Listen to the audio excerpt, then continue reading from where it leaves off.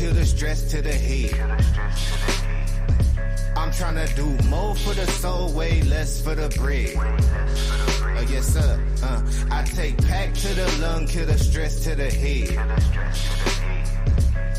I see the things that they do way less than they said. Cause it's a war on the real, baby, look outside. A war on the real, baby, look out. Cause it's a war on the real, baby, look outside. A war on the real, baby, look out. Cause it's a war on the real, baby, look outside. A war on the real, baby, look out. Cause it's a war on the real, baby, look outside. A war on the real, baby, look out. Can't be a real, might get you canceled. The whole system need to dismantle. Coppers treated like the utmost wanted. Tryna rule the block but don't know what goes on it. News got a story with a new take on me. Carrying out the window with the screw face on me. But I know that God love me when my burn 95 degrees and I can't get sunburn. Wonder when your government don't make me legal. Burn the whole city if I can't be equal. Get off my please, Brad, I earned that. 400 years, how you still ain't learned that? I take pack to the lung, kill the stress to the head. I'm tryna do more for the soul, way less for the bread. Yes sir, I take pack to the lung, kill the stress to the head. I see the things that they do way less than they said. Cause it's a war on the real, baby, look outside. A war on the real, baby, look out. Cause it's a war on the real, baby, look outside. A war on the real, baby, look out. Cause it's a war on the real, baby, look outside. A war on the real, baby, look out. Cause it's a war on. All right, welcome to Paradigm Shift TV 314. This is your brother, DMG the Poet, aka Brother Pianki. And we are in the building. We got a great debate for you all between Garfield the Great, leader of the Dagger Squad, host of the Brother Garfield podcast. And we got our brother, the Slim Reaper, Mr. Logic himself, LeAndre Williams McBride. And we're going to get this in. The question is, did Abraham exist? Before we get to the brothers, let me do my usual spiel. Let me say hotep. To my Kemetic brothers and sisters, let me say shalom. To my Israelite brothers and sisters, let me say God bless. To my Christian brothers and sisters, let me say Islam. To my Moorish brothers and sisters, let me say assalamu alaikum. To my brothers and sisters in the NOI, let me say peace. To my brothers and sisters in the nation of gods and earth, them 5%ers. Let me say what's up to my atheist brothers and sisters. Let me say what's up to all my Abo brothers and sisters. And finally, let me say Jumbo to the rest of my brothers and sisters throughout the African diaspora, be it here in the wilderness of the United States of America or beyond. Y'all know I say that greeting for one reason and one reason only. It's because if you black, I'm with you, and I hope you with me. Our different ideologies should not keep us from uniting, and we can disagree without being disrespectfully disagreeable, and we can have unity without uniformity. With that being said, my brother LeAndre, it's on you. Let's get this in. Did Abraham exist? All right, it's my time. The time is 15 minutes. It'll start when you start. All right, can you hear me? I can hear you. All right. So my name is LeAndre McBride. And the entire reason I took this debate was that a few months back, I was hosting a live with Brother Garfield, and he made a statement that I thought was amazingly ridiculous and illogical related to the historicity of Abraham. As someone who's been trained in logical methodology, my ears perked up as I heard Garfield make an illogical argument from ignorance related to the existence of the biblical figure Abraham. And that's why I'm here today. As a matter of fact, hang on, Pete, can you, I need to share my screen. Can you? Yep. Here we go. All right, it's up. Let me know. You should be good.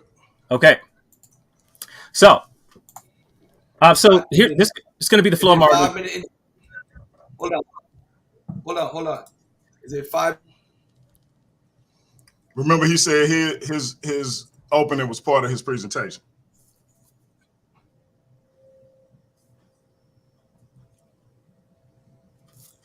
We both got to introduce ourselves. Oh, you wanted to do yours along with? I got you. I got you. Okay. Well, that's fine. I'm happy to pause here and let Garfield do his, and then I can continue after. Yeah, I got your time stop. Okay.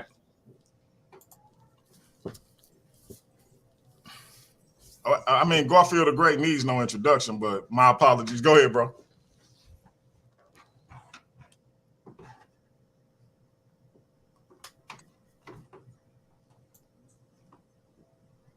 Garfield, it's on you.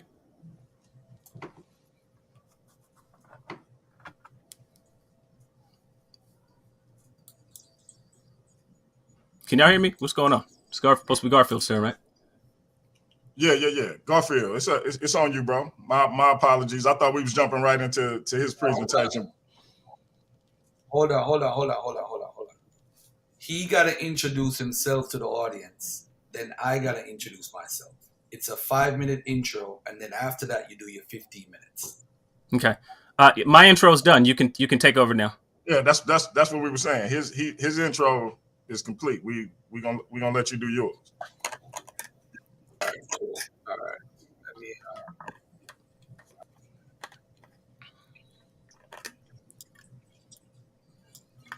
Let me shoot. My computer just wilding out right now. 1 second. Hey man, that's the God of Abraham, man.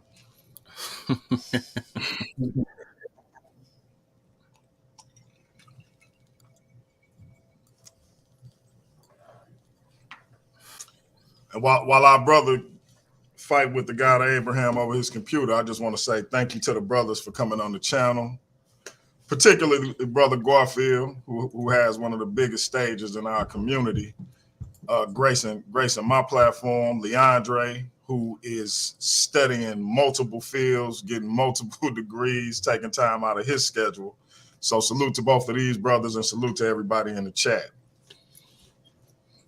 All right. Are you ready? Yes, sir. All right. You can make it bigger on the screen, by the way, too. All right. What I'm going to do is, you know what? Let me do this. All right. You could go. Ready?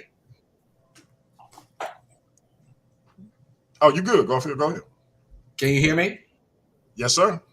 All right. So did Abraham exist? So today I'm debating the brother LeAndre. I want to say thank you for taking up this debate and calling me out, and brother DMG. So the purpose of Abraham exists is this. We're trying to establish if this person who is called Abraham in the biblical text exists. So what we're going to boil down to, family, is several things. It's going to be boiled down to a methodology, but I'm not going to get into a methodology yet. What I'm going to say to you guys is there's several arguments in academia regarding Abraham.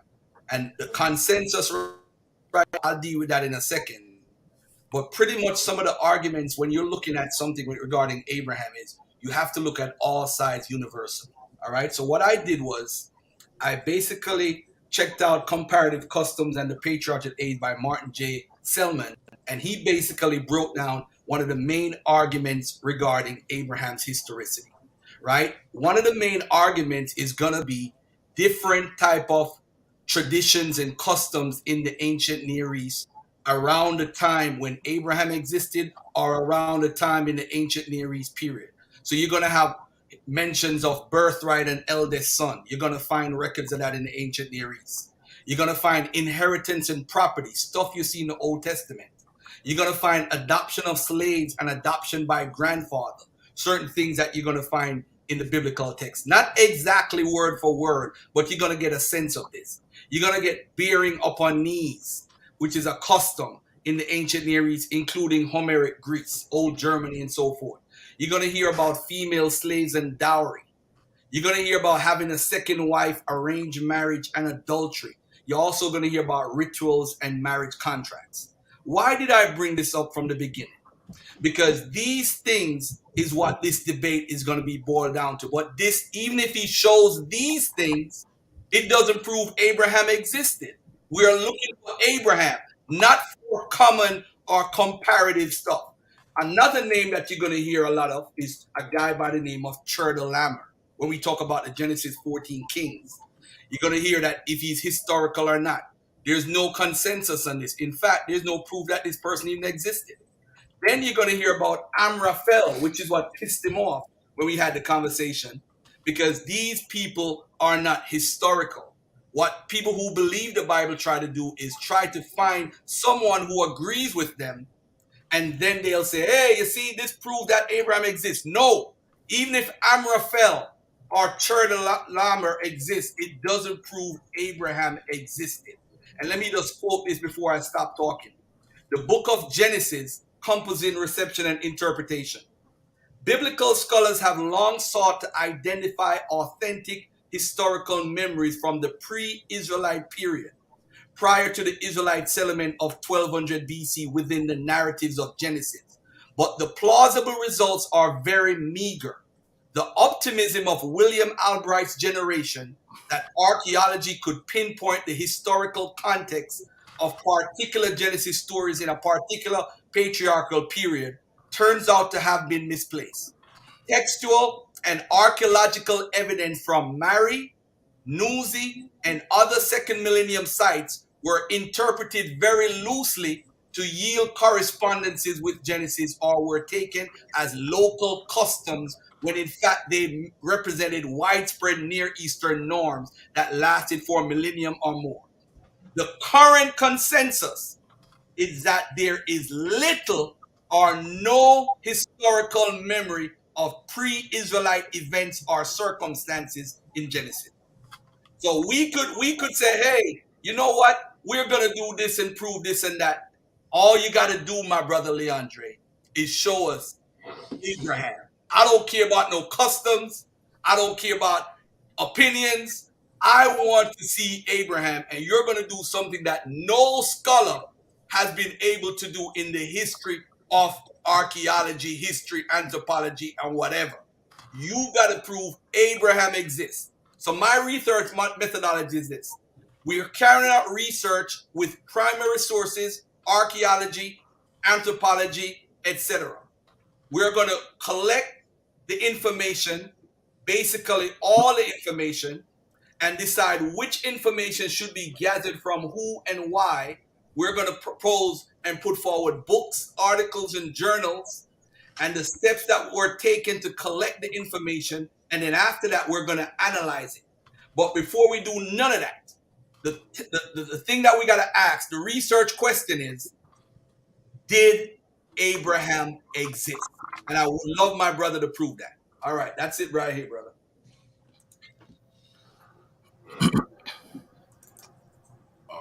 All right. So that was Brother Garfield opening. He came throwing daggers. And I apologize, family. I had misunderstood how we were going to open this thing up. That is on me, not on the brothers. Brother LeAndre, you ready to get back started? Yes, indeed. All right. And your time had left off at 14 minutes and 15 seconds. Are you good with that? Yep, that's perfectly fine with me. All right. Time to start back when you start. So now what we're going to get into the flow of the argumentation. So I'm going to go over the burdens that each of us has to prove.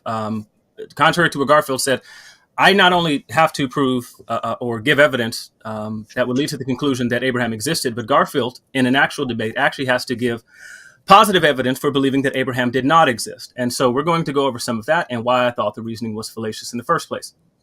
So the burdens that we both have before us here is that as the person, me, making the affirmative argument, this is my task of evidence that leads to a conclusion with reasonable accuracy. My opponent has to do the exact opposite. He has to show that Abraham did not exist, which is a near impossible task, according to Richard Carey, who he's had on the show. And where Richard Carey, there's a quote there, says, negative statements often make claims that are hard to prove because they make predictions about things which are in practice unable to observe in a finite time. For instance, there are no big green Martian means there are no big green Martians in this or any universe. And unlike your bathtub, it is not possible in every corner of the universe to look in every corner of the universe. Thus, we cannot completely test this proposition. We can just look around within the limits of our ability and our desire to expend time and resources on looking and prove that where we have looked so far and within the limits of our knowing anything at all, there are no big green Martians. In such a case, we have proved a negative, just not the negative of the sweeping proposition in question. So we are both tasked with providing positive evidence to establish our claims, appeals to ignorance, which you've heard Garfield do are fallacious, and this should be avoided by the opponent. There should be a consistent historiography followed by both people to establish the methods we are employing are not arbitrary, which would be the fallacy of special pleading. So the method here. So I will not need to appeal to anything supernatural. Most of the stuff that Garfield said I'm going to need to appeal to, you won't even hear here. I will assume for the sake of argument something other than Mosaic authorship of the Pentateuch. I will display a continuity of historical thought. I will demonstrate that my position has scholarly support, and I will then conclude.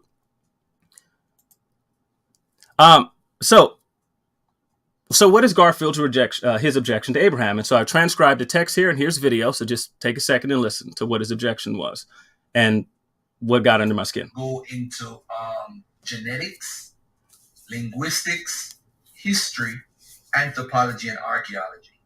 And what's gonna come out of that is gonna be a lot of controversy about who fits this, who fits that. But people don't understand the biblical text. The biblical text was written at a time period. It wasn't written as one book. You're talking a book that has been mishmashed and compiled together to try to make sense of a people who are writing retroactively about things that happened to them before in the past and giving themselves a history. And people need to understand that. You see, when people say Abraham is not a real guy or Jacob, in our community, we don't explain why we think that. So what I'm going to do is give it an academic approach where people could say, I don't think Abraham is a real guy based on the evidence that we have.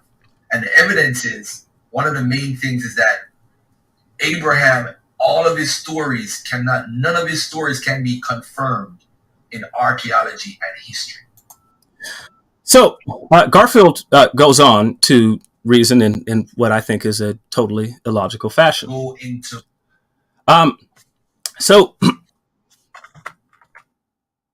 let's see. So the position that Garfield has taken is wholly illogical. He has openly stated that due to a lack of evidence for Abraham's existence, that we can move to saying that Abraham did not exist. In logic, this is known as the fallacy of the argument from ignorance. So this is fallacious reasoning. To say that Garfield's reasoning is fallacious is to say that it lacks proper order of thought. Whenever reasoning is fallacious, we should not be persuaded by the argument as it stands, as the premises do not support the conclusion. As the slide here from a logic textbook tells you, we can divide reasoning into those cases that are cogent and thus should be persuasive, and those that are fallacious and therefore should not be persuasive. Cogent reasoning must satisfy three conditions. It must employ arguments whose premises provide good grounds for their conclusions. That is, it must be deductive. It must use deductively or inductively valid arguments. 2, the premises must be warranted, acceptable, or the reason to the reasoner question, and the premises must contain all the relevant information known to the reasoner. Fallacious reasoning is just reasoning that is not cogent, which means that either 1, it does not provide sufficiently good grounds for its conclusion, or 2, it employs unwarranted premises, 3, or it ignores or overlooks relevant information. And so we're going to get into a deductive analysis. We're going to look at his argument for validity and soundness. And a deductive argument is one in which the premises are intended to guarantee the conclusion. A valid argument is one in which it is necessary that if the premises are true, then the conclusion is true. With this in mind, think through the argument that Garfield has put forth. Because we lack archaeological evidence, can it be said necessarily that there is no figure such as Abraham? Even if there was no evidence of Abraham, you cannot logically say that Abraham did not exist. And this is something that's brought out by David Fisher, who writes in a book called The Historian's Fallacies, that the fallacy of the negative proof is an attempt to sustain a factual proposition merely by negative evidence. It occurs whenever a historian declares that there is no evidence that X is the case and then proceeds to affirm or assume that X is not the case, that not X is the case. A simple statement that there is no evidence of X means precisely what it says, no evidence. The only correct empirical procedure is to find affirmative evidence of not X. So when Garfield says that there's no evidence of Abraham, you cannot logically, according to historians, say that Abraham did not exist. The form of Garfield's argument takes the following form, which I've written out in a logical syllogism at the bottom.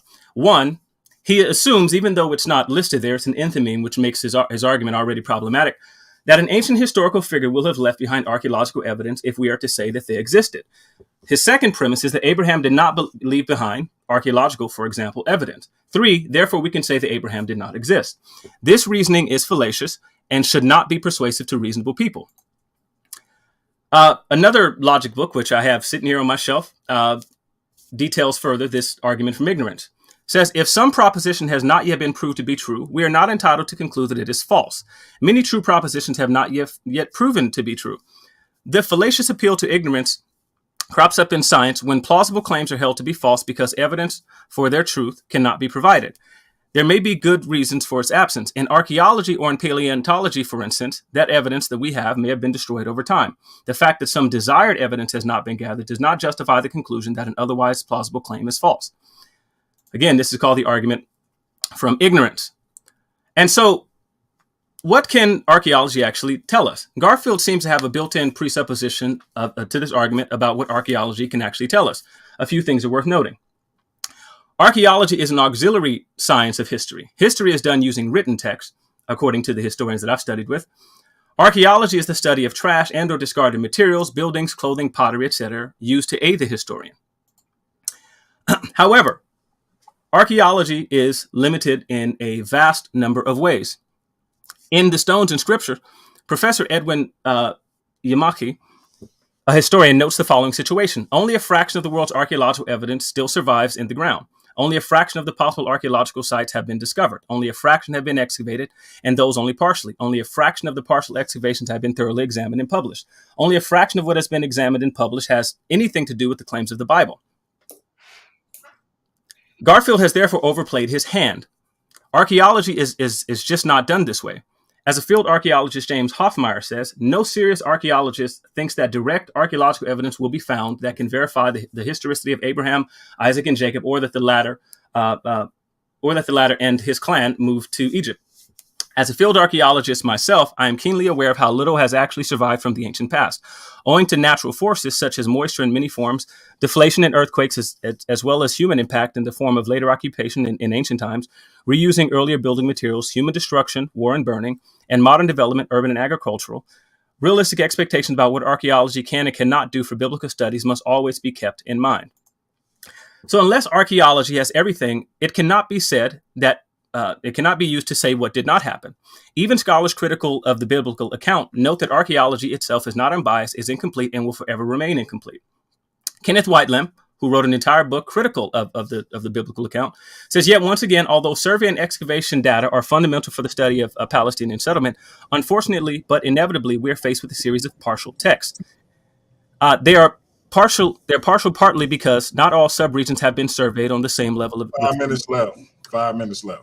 And partly because the new data generated by this switch in strategies from tell-centered archaeology is only just the beginning to be exploited in historical synthesis and the generation of new hypotheses.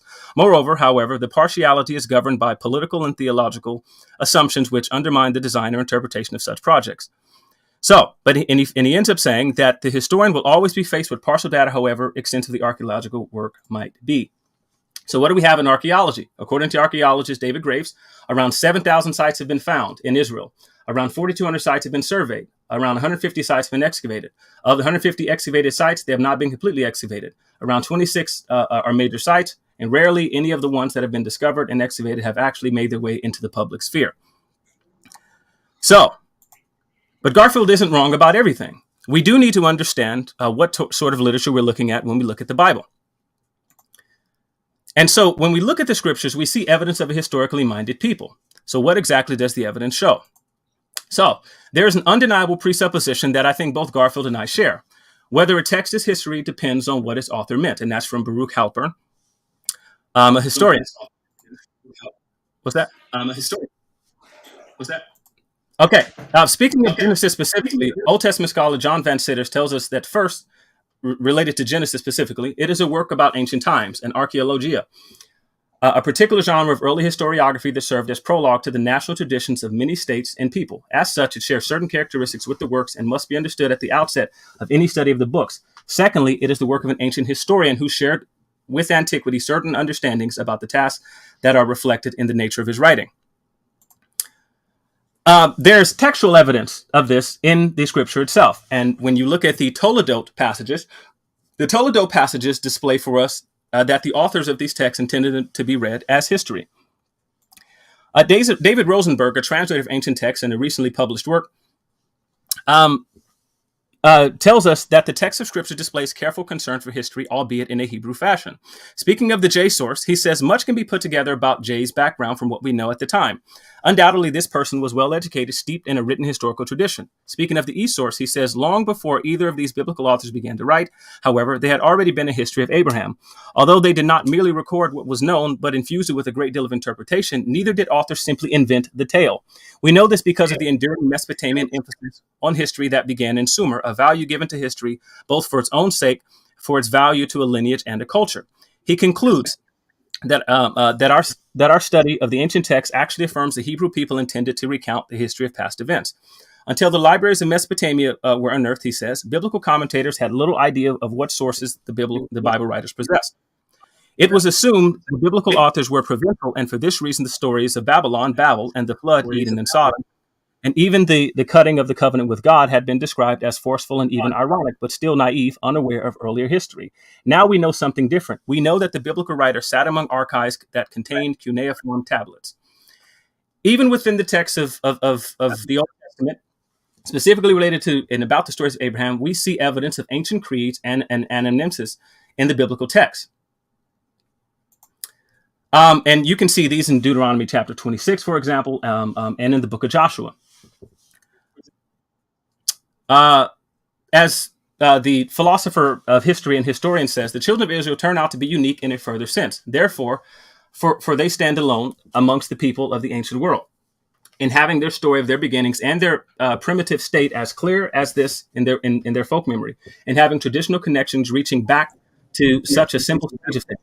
The memories of ancient Sumer did not reach behind the origin of the state. The Hittites did not tell stories about it before they had entered Asia Minor. And the ancient Greeks seem to have lost their connection with their own remoter antiquity. Other people seem to have been able to imagine for themselves an ancestry consisting of gods and heroes, though their tradition did not quite tell them what happened before or after that. Israel retained some remembrance of the missing stages. However, this might be affected by the aberrations to which the folk memory is subject. This, people said, a wandering Aramean was my father, and much of the work of archaeologists supports rather than undermines this tradition. And you can see even present scholarship supports this view that the Hebrew people were reconnecting with a past history. And so you could see from Kelly, you can see from Hendrik Bosman, that you can see from Cody, and that you can see from J.R. Lundboom. And for the sake of time, we won't get into all of those.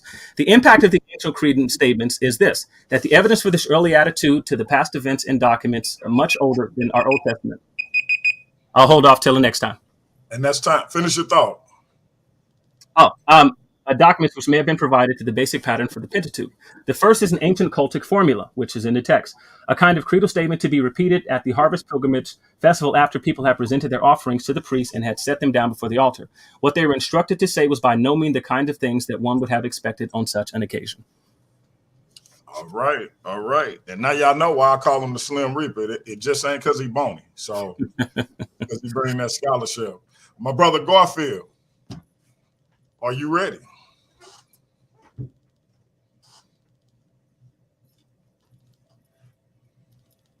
Can you hear us, brother?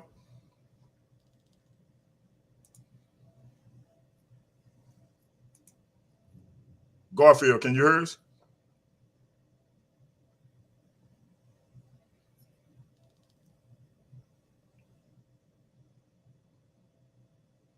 Brother Garfield.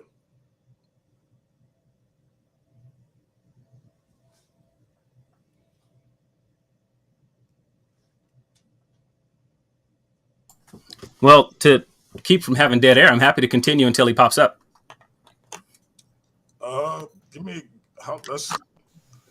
see if I can reach him on give us a second, fam. Can you hear me? We can hear you now. All right, cool. All right. Thank you, LeAndre, for the time. All right. I'm ready to go. Because my computer is messing up, share my screen for me, please. And I'm going to read an article from Reverend David Bokovoy. And I got to ask the people, you can start my time. Did he prove Abraham existed a while ago, or is he basically copy and please why you can't find it? Because if that's the case, we shouldn't have debated. Because I can't prove a negative. I understand what history is. History is about probabilities. It's not about exact science because nobody was there. So let me read an article by Reverend David Bokovoy, were Abraham, Isaac, and Jacob real people? And listen to this. The book of Genesis tells the story of ancient heroes from Israel's distant past. It describes the adventures of men and women who struggled to define their relationship to divinity, as well as their place within a hostile world. But were the patriarchs Abraham, Isaac, and Jacob real historical figures? From the perspective of historians, that is a question we simply cannot answer. Unlike other biblical stories, the patriarchal narratives contain almost no connection with known historical events that historians can substantiate through other sources. Meaning, my brother LeAndre cannot provide any evidence at all. There's nothing he can provide to prove that Abraham is real. Right now, this is just dead ear. We're just going to be talking for the sake of talking for the rest of the day. He cannot prove it. So when it comes to a person such as Abraham, we simply don't have any empirical evidence that he was real. None. There's little doubt that the stories concerning these figures, at least in part, derive from oral tradition. The written sources that appear in Genesis cannot be dated earlier than the 9th or 8th centuries BC. These sources were originally written in Hebrew, and Hebrew did not exist as a written language until around the 10th century BCE. The internal chronology of the Bible indicates a date of around 2100 BCE for Abraham and approximately 1876 BCE for Jacob. All right. So let me move on from this article, and you have my stuff on the screen, all right? Yes, sir. All right. So Abraham right now and the consensus. I'm not appealing to authority, but I need to let the audience know that I'm not an expert. So I have to rely on experts. Most of the times we have to rely on the consensus to see where academia is at. Where academia is. Outside of how we feel towards Garfield or my brother LeAndre. All right. On the historicity of Abraham, what does the consensus of scholarship says? There is a strong consensus among modern archaeologists and historians that the Abraham of the Bible was not a real historical person. The following is a short selection of important historians who have published during the 21st century on the subject of Abraham in history. Wayne Pittard in Before Israel. The ancestral narratives provide little data about the background to Israel's emergence as a nation. Their function was theological rather than historical. Lawrence E. Steger in Forging an Identity. There are many reasons to be skeptical of the stories of the patriarchs as historically accurate accounts of the lives of Israel's progenitors. Indications within the narrative suggest they had a substantial prehistory as oral literature. Now let's go on to somebody else. Joseph Bleckinsopp in Abraham, the Story of a Life. We know about Abraham only from the Hebrew Bible, since no other independent source of information is currently available. Lester Grab, a matter of fact, it said the creation of a collective memory, the origins of which are now irrecoverable. Lester Grab in Ancient Israel. The patriarchal narratives in Genesis in their present form reflect a later time with many anachronistic details. K.L. Knoll in Canaan and Israel. Among literate Jews, a scroll as Genesis, which gives this reader no explicit guidance about what its contents intend to communicate, was not universally interpreted as an authoritative history, which is why some Jewish scholars feel free to rewrite the book. William G. Dever. After a century of exhaustive investigation, all respectable archaeologists, let me repeat, all respectable archaeologists have given up hope of recovering any context that would make Abraham, Isaac, or Jacob credible historical figures. Is Garfield making this up? No, he's not. I could go on and on with the consensus. But let's look at Abraham in history in context. And my brother, he laid out a very good methodology, but the issue that we have today is we have to prove historicity. And Garfield is going to make a case why it don't make sense to claim Abraham is a historical figure. Let's look at Margaret Steiner. This book was written in 2019, right? And the context, look at this at chapter 2. It says, in search of Abraham and his descendants. And by the way, through this book, if anybody wants a copy, just email me, because it goes through all the figures and a proper methodology of how to try to find if people are history. So in the chronology, you have the Bronze Age, the Intermediate Period, the Middle Bronze Age, the Late Bronze Age, and so forth. Abraham in space and time. Now listen to the words that I'm saying, and if you're watching, freeze the screen and pay attention. Abraham in space and time. Trying to place the patriarchs in real time and space immediately induces problems. Genesis 12 to 15 provides some clues as to the location of the narrative. First, there is the name of Abraham's home city, Ur of the Chaldees, and that of his destination, Haran. The name of Abraham's promised land is Canaan. Then there are names of towns where he lived or passed through: Shechem, Gerar, Beersheba, and Hebron. However, in a superficial look at these towns reveals that they flourish mostly in periods other than those in which the Abraham narrative can be placed. In other words, ladies and gentlemen, Beersheba never existed at the time when wasn't a city at the time Abraham supposedly lived. Gerar with Abimelech, he couldn't have gone there because it never existed at the time. As a matter of fact, the Philistine wasn't in the neighborhood until the Iron Age period, which is after 1200 BC or around 1200 BC. Abraham is supposedly from 2000 to 1800 BC, depending on which scholar you listen to. So obviously already we have suspicion of the people who are writing the text. So this is what I have to show now. How do you reconcile this, my brother LeAndre? Because you have a guy that's writing retroactively, like I said on that video. The city of Ur is located in southern Mesopotamia and was excavated by Sir Leonard Woolley around the 1920s. Watch this, family. Pay attention. The city flourished at the end of the third millennium. The end of the third millennium is 2000 BC. The end of the third millennium is around that time period. But watch this. It was deserted after that period. Now, when did people start living in Ur again? In the 7th and 6th centuries BC, Ur was inhabited by who? The Chaldeans, who fought many fruitless wars against the Assyrians and the Babylonians. Now, look at what happened with Chaldees now. Ur of Chaldees. The place in the 6th century BC, King Nebuchadnezzar rebuilt the city on a grandeur scale. What does that mean? That means he built it up so bad, built it up so good, it was a huge city now. So everybody in the area knew of Ur of Chaldees. That's why the writer said Abraham was from Ur of Chaldees. So Ur of Chaldees existed in the 7th and 6th centuries BC, just before and during the exile. It cannot therefore have been Abraham's home city, because that story is dated long before the exile. Let's move on to another part. Haran has the same problem. The town is identified with Haran in North Syria, which is an important trade center, both in the 3rd millennium and in the Neo-Babylonian period. So Canaan is another thing. So ladies and gentlemen, what you do, you look at these cities, and what happened is these cities are what? They are being built up and also being revived during the time period of when the writing is supposedly had happened.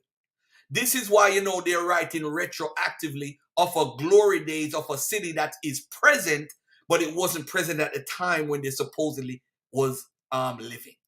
That's very suspicious. In the 1950s, you had W.F. Albright, who was the leading archaeologist. He used to use the Bible in his hand and then say, hey, and dig and say, yeah, this agrees with the Bible and all that stuff. He was a top guy when it comes to archaeology. All right. So now he says that the patriots lived in the intermediate period. 24. I'm hearing somebody's feedback. 2400 to 2000 BC. That's when he said the patriots lived. Abraham, his theory is that Abraham was a wealthy Amorite caravan trader traveling from Mesopotamia to Syria. 5 minutes. 5 minutes. 5 minutes. However, the hypothesis of an Amorite invasion destroying the urban city of the early Bronze Age has since been discredited. All right. Moreover, watch this now. Hold on a second. Let me deal with this right there. The archaeological evidence does not support the existence of a major nomadic people wandering over a wide area. On the contrary, the intermediate period saw many rural societies with farming. When we go to the Middle Bronze Age, we have another problem. We have the Mari text, we have the Hammurabi text. And what happened is in the Nuzi text, we have a barren woman was obliged to give a female slave to her husband to give birth in her place, as in the story of Sarah and Hagar. That puts the Middle Bronze Age setting of the stories in jeopardy, because Abraham is supposed to be from way before. So using the Nuzi text, don't confirm, is just showing after when Abraham's supposed to have lived. Then look at this now. It also has been posited based on things that were earlier seen as anachronisms in the biblical text, that the patriarchs lived in the early Iron Age. How could he live in the early Iron Age? The Bible is putting him in 2000 BC. Examples are the mention of the Philistine king of Gerhar and the presence of Arameans. Both peoples, Philistines and Arameans, have only been identified in the region in the Iron Age, a setting of the patriarchal stories in the early Iron Age. Did Abraham live in the 1200 BC or 1000 BC? Come on, family. Let's start thinking. Then you also have T.L. Thompson and so forth. But anyway, ladies and gentlemen, what we find is that you had scholars like Finkelstein, Siebelman, who started talking about when the writing was and when Abraham existed. But look at what Mario Laverani did. He said in 2005, he published a book. He talks about the first is the traditional history of archaeology remains, inscriptions, Assyrian and Egyptian texts. And this he calls a normal history. The second half of his book addresses the Sitz im Leben of the patriarchal stories. The Exodus and the Conquest, Liverani states that these stories were composed after the exile in Babylon. After his conquest of Babylon, the Persian king permitted the exiles to return to their homelands.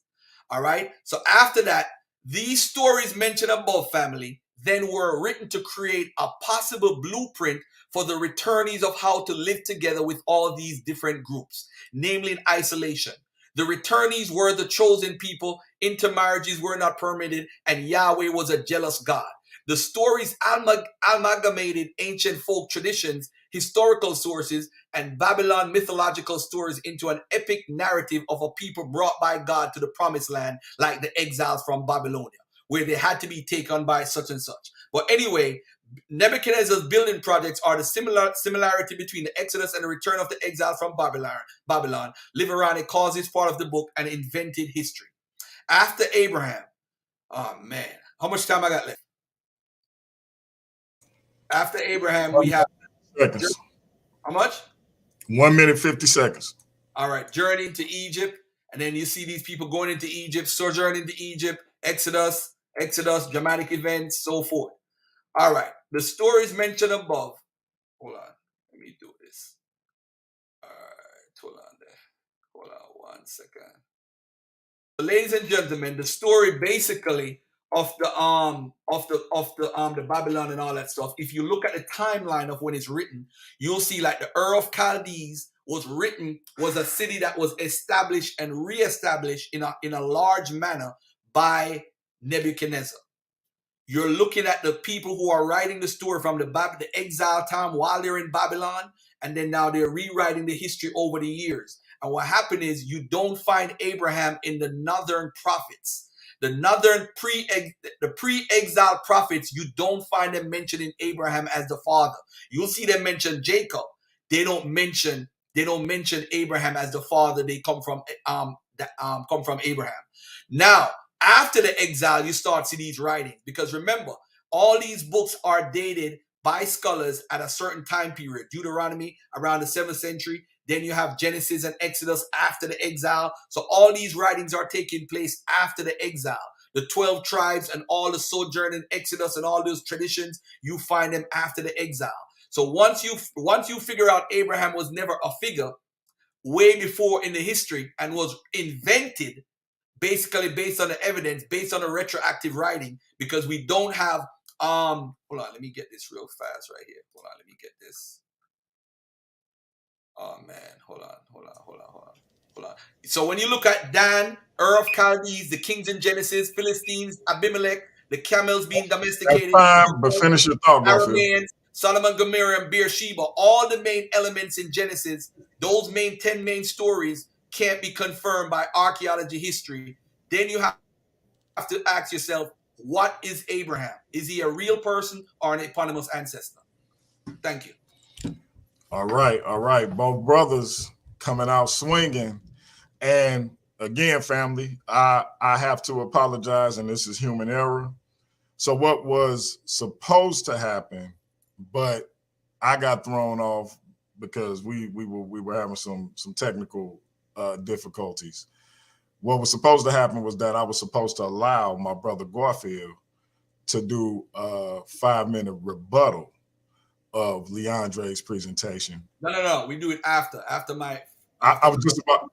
Okay, cool. And so what we're gonna do this time is LeAndre is gonna do his second 15 minutes. Then we'll have the 5-minute rebuttal. Garfield, and then Garfield will have his second round, and then we're gonna get into a Q&A just to give y'all an idea. No. What we can do right now, if LeAndre wants to, we could do a 5-minute rebuttal right now. Because that's the first round, right? The first round is complete, right? That's so it. If he wants to, we supposed to do a 5-minute. He do a 5-minute rebuttal, then I do a 5-minute rebuttal, then he goes into round 2. Okay, we can do it like that. That'll work. Okay, LeAndre. Yes, sir. You good with that? Yeah, I'm good. Yeah, no problem. All right, let me get the time. You got 5 minutes to rebut. Time to start when you start. It's on you. All right. So a couple things about Garfield's presentation. You'll notice that I think there was one source entirely in the entirety, and I think it was from William Deaver, which stated that Abraham, that they weren't, that we needed to look at them skeptically as some sort of historic figure. I can't remember the word that was used, but it wasn't that the figures don't exist, but that we need to be skeptical of their history as it relates to the Bible. Now, notice that no part of my position has anything to do with even accepting modern Christian notions of inerrancy or anything like that. So most of this is really just missing my argument entirely. He asked the question that whether or not I proved Abraham existed. Well, I don't know if he knows what proof means, but I've given evidence that Abraham existed from several times in my presentation using textual evidence and using the criteria Garfield laid out in his video, that we need to be examining the sorts of literature that we're looking at when we look at the Bible. And so one of the things that I showed is that the biblical writers used historical sources.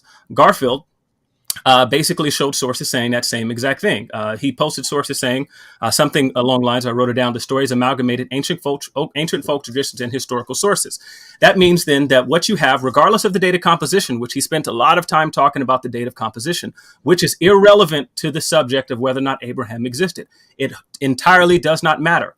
It certainly does not matter when you consider the fact that according to all sorts of recent scholarship and excavations, that what they know is that oral tradition was a thing in the context in which the Hebrews lived, in the context of Babylon and Sumer and Ur and so on and so forth, that you actually had great oral tradition there. And so the only point that he's made here so far is that the biblical texts were composed at some date. Nothing about my argument has anything to do with the veracity, with the date of composition. So none of those arguments are even touching the point. What he has not advanced here is any positive evidence for believing Abraham did not exist. What he actually did was circle right back around to an argument from ignorance, saying that because we don't have this, because we don't have that, then we could say Abraham did not exist. That is illogical. And Garfield admitted that, in spite of the fact that he contradicted himself in the video. In the video, he made the assertion that we can say Abraham did not exist. And then he later said, and I quote, "I cannot prove a negative." Well, logically, you can actually prove a negative. And Richard Carrier said that you can. And I can prove that there's no purple elephant behind me by the use of negative evidence. But But Garfield has not advanced anything to give us reasons for believing that Abraham did not exist. That, according to his position, various historical sources were used in the composition of the biblical text. The same thing that I said, that lends credence to the fact that characters that would have come, even if there were anachronisms in the story, that does not suggest that the character Abraham did not exist. By the way, I just want to point out, if you look up what Garfield is talking about related to the issue of the camels, you'll actually find that he and the source that he's used is actually overplaying their hand related to the camel situation as well. The actual study on the camels only relates to one specific kind of camel in that area and in Egypt.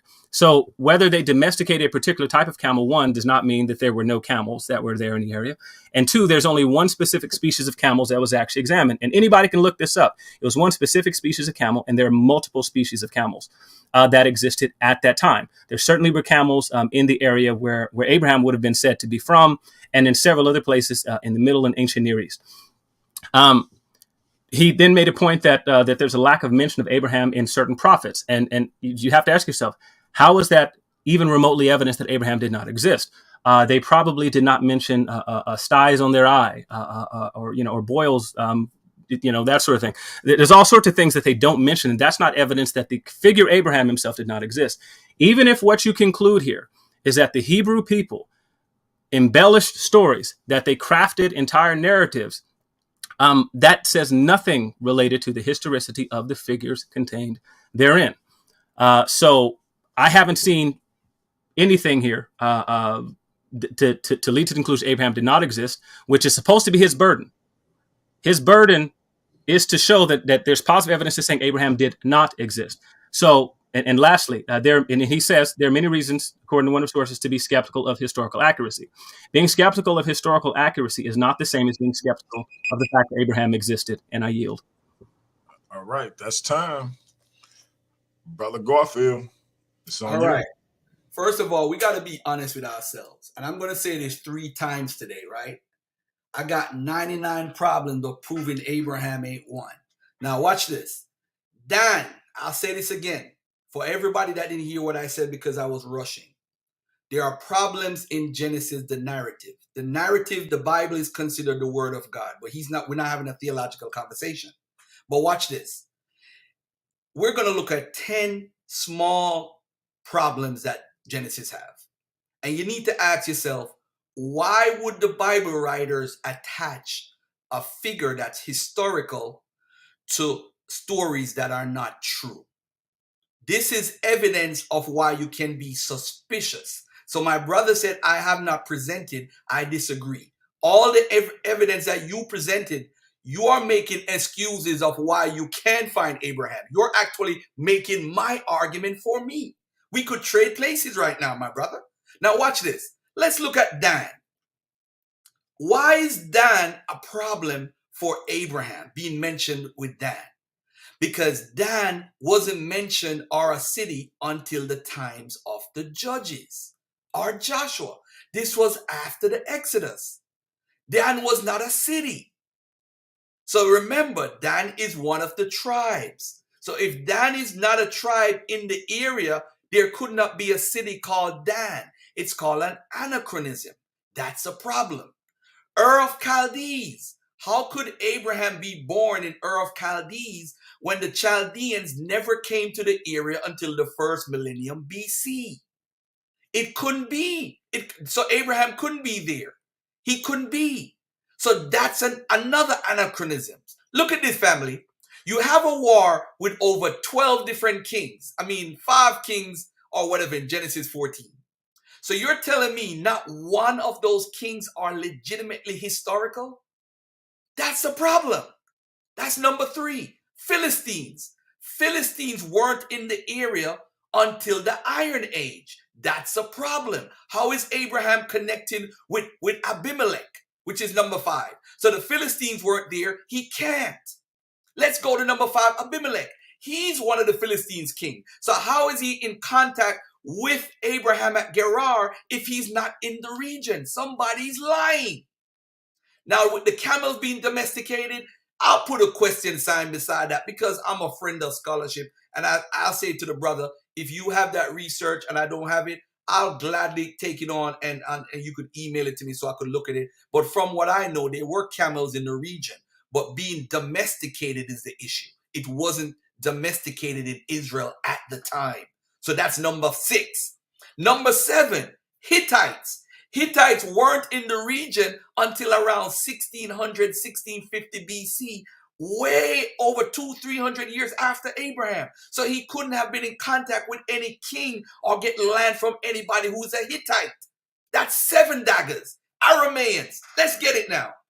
There were no Arameans in the area because the Amorites, who were absorbed into Arameans around the 1200 during the Iron Age, because you have Aramean kings who defeated the Israelites or beat them up.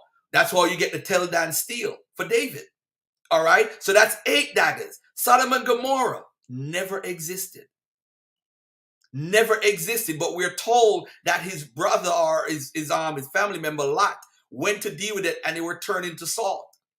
Beersheba didn't exist until the Iron Age. How is he finding Beersheba? And also, there's a doublet story where Isaac is the one that actually found Beersheba and Abraham found named Beersheba. So let's make it up.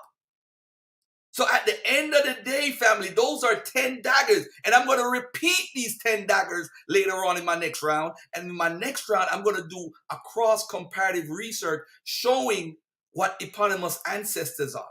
Because that's all I could provide evidence of Abraham being. He's just a part of the milieu of the ancient Near East where people write stories about people and just add them on just to present what's called an etiology. Etiology is showing a creation or where you came from, your origins. So Abraham is a tradition for the people in the Hebron, in the Judah era, because the Bible is being written from a Judean perspective, not from a northern perspective. That's why the northern prophets, pre-exilic prophets, don't know Abraham. Amos don't know him. Hosea don't know him. The only person that know him in the pre-exilic time is Isaiah, and he's just mentioning something about Abraham. That's time. Finish your thought.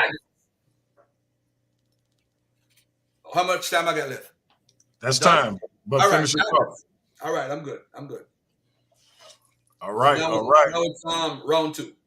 Round 2, LeAndre. We're going to start with 15 rounds for round 2. It's on you. Time to start when you start. Yeah, 1 second. Let me get back to the thing in my notes for my slide was. 1 second. Peach.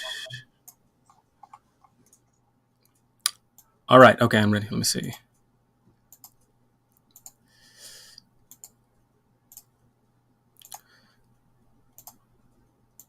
All right.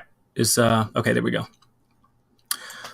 So, in spite of Garfield saying repeatedly that I presented no evidence, I've actually given loads of textual evidence using the methodology that Garfield listed before. So we'll get back into it.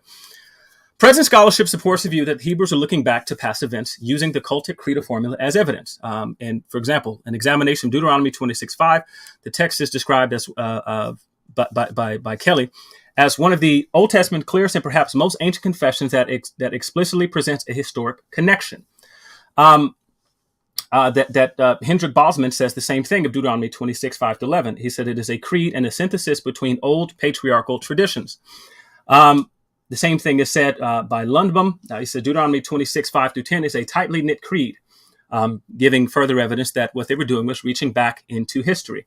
And then Cody, even though Cody does not regard the Deuteronomy text as a creed, he regards it as an anamnesis. Nevertheless, an anamnesis means that the Hebrew people believe their literature to be history. And he says in its present ritual context, then Deuteronomy 26:5-9 is an anamnesis. Its recitation makes the offering a memorial of the past of divine acts, elicits gratitude to God for them, and leads to identification with them. Okay, wait a second. Where are we going? So the impact of the ancient creedal statements is as follows. The evidence of this early attitude of the past events in documents much older than our Old Testament, but preserved in the text. That is to say that what we have in the text, in spite of what day that it was composed or written down or put into handwriting, as if you were to write a history of your great-great-grandparents, using oral tradition. It doesn't matter the date of the composition. What matters is is whether the figures existed. It says documents which may have been provided the basic pattern for the Pentateuch. The first is an ancient cultic formula, which we just examined, a kind of creedal statement to be repeated at the harvest pilgrimage festival after people have presented their offerings to the priest and had set them down before the altar. What they were instructed to say was by no means the kind of things one would have expected on such an occasion. What the creed means for us, that the Hebrews were to recite and accept the reality of an event and the existence of persons. The event was to give a reason for the present and future actions, that the Hebrews were to recount the events of the people that led to their present state and to guide present and future actions, including a telos, has led many scholars to conclude that what we are looking at is an ancient creed about the historicity of events. Grace Karen says, in Hebrew thought, there was a one-cycle view of history. That is to say that what we're getting here is that the Jews viewed their present state and things that were going to happen in the future as one long story, not as Garfield presented before when he talked about literature. We know that the Hebrews were actually intending to write history. And we're going to look at further evidence of the historicity. Said the Jews viewed history as one grand cycle, beginning with the golden age of mankind, where everything was good, and an eventual return to such a time and state of being. That is, there is no separating what the Hebrew people thought of their past, their present state, or their future. This formed one entire story. The fact is, however, they did not write history in a 21st century style, but they nevertheless attempted to recount past events that had present for them and future implications. The Hebrews held that they were reading history. Old Testament historian Dr. Tramper Longman tells us the literary structure and selection of the stories intend more than a simple report of past actions. They become paradigmatic for the behavior of later generations of God's people as they respond to the promises of God. Dr. Longman tells us that the text related to Abraham read like an ancient historical account should. Without question, the main purpose of the patriarchal narratives is theological, which Garfield has said numerous times, and he thinks means that what we're not having here is history, as they present a revelation of the nature of God and of his relationship to his human creatures. At the same time, however, they're just as clearly intended us to think of this revelation as taking place within history. Theologically is inextricably intertwined with actual events in the patriarchal materials. To state this concept in a different way, the genre we are dealing with is theological history, but it is history nonetheless. The adjective does not undermine the noun. One cannot conceive of the original audience as thinking of Abraham as either as other than a real person, or of his movement from Ur to Haran to Canaan as other than a real journey.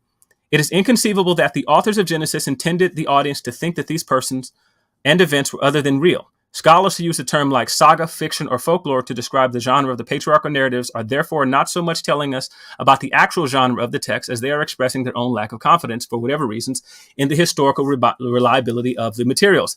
That is, they're making what they consider to be an objective assessment of the text's historicity. They're not seriously dealing with the question of genre, with the question of how the text was intended to be read. The Jews therefore saw history as a progression. As Herbert puts it, the whole panorama of history was still basically the story of the promise.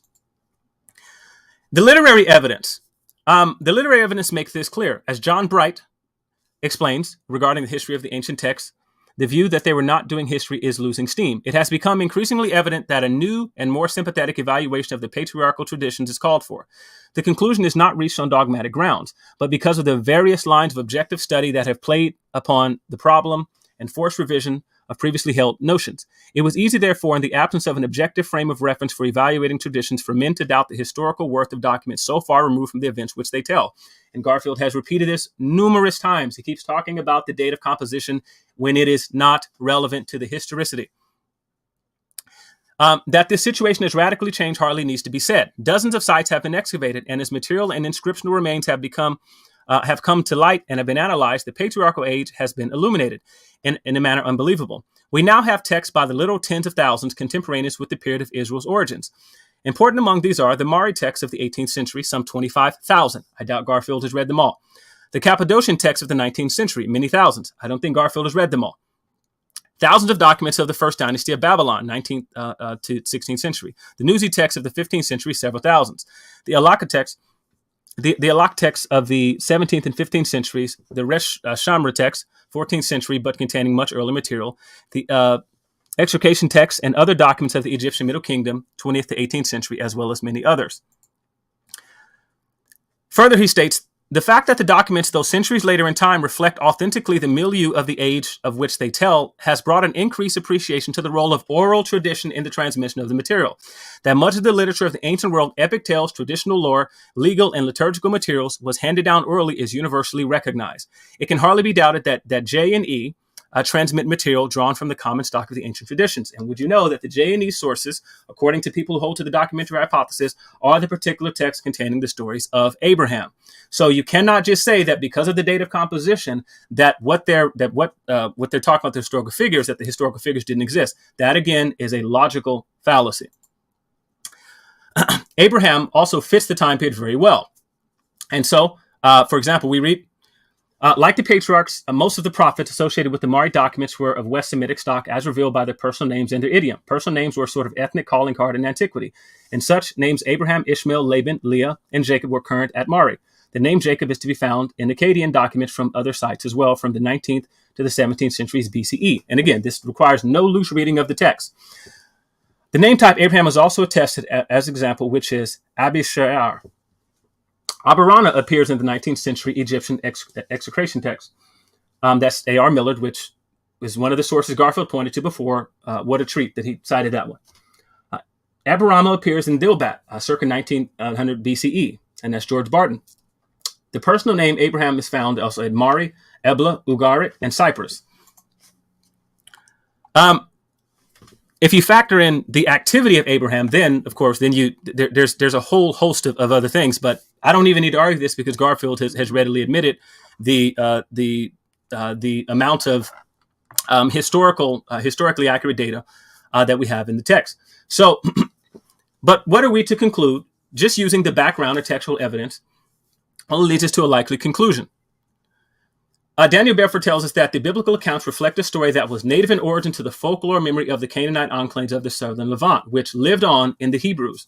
The Canaanite origin of these figures is now only dimly reflected, as most of the biblical stories about them took shape much later and served etymological needs felt by Israel in the first millennium BC. But these themselves were undoubtedly bona fide historical figures of the Middle Bronze Age. Daniel Bedford is no friend of the biblical account. And so what I've done here is I've actually compiled an entire list of scholarship that a lot of which are not actually friendly to the biblical account, who no less attest to the historicity of these particular figures. Especially, again, as you consider the fact that there is historical likelihood, given the background that we're told of these particular texts. Anachronisms do nothing related to the historicity of biblical figures. So what we have in the biblical text is a reflection of earlier past traditions that would have been passed down as oral traditions, not unlike various other histories that we know about. I can give you several examples that you can look up at any time you want to. If you want to study the history of pre-Socratic, I'm flying off the cuff here, the history of pre-Socratic philosophers, Pythagoras, Heraclitus, Xenophanes, and any number of other people. The majority of what you have about these particular people is in written text with no archaeological data or anything else to back it up. And nonetheless, scholars accept that these were historical figures. So I'm not using even a remotely inconsistent historiography here when I'm talking about Pythagoras, Heraclitus. It could be Socrates. It could be Hesiod. It could be Homer. It could be stories about Homer, which were with the Iliad and the Odyssey, which were once said not to be historical events until sites were excavated finding the city of Troy. And so it would have been equally as illogical to claim that because there was nothing to corroborate the story of Homer and Hesiod and his theogony, or the Iliad and the Odyssey, that we could say that the people didn't exist, whether we're talking about the authors or the stories themselves. We've actually found the sites of the king of Minos, which is where Manoah gets his name. The same thing with the Mycenaeans, and we've even confirmed certain things that have taken place in Troy. So, contrary to what's been stated, I've not actually just sat here and said, why we can't find archaeological data. I've actually used archaeological data to bolster the veracity of the claim that Abraham existed, and to say why it would be a reasonable conclusion to draw that Abraham did exist.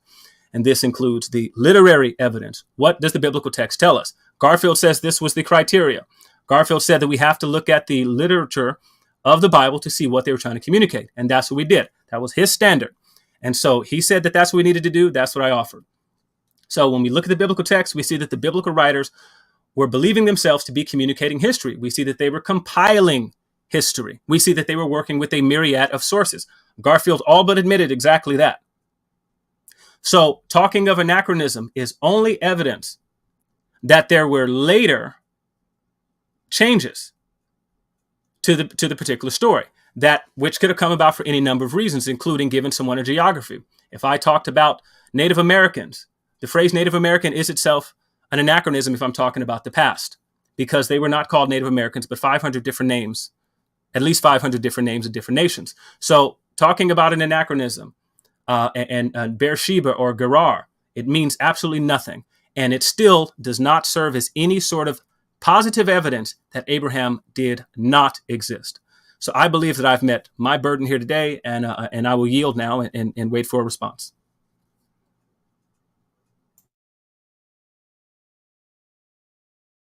All right, you had 2 minutes left. You sure you want to yield? Yes, indeed. All right, Brother Garfield, it is on you, my friend.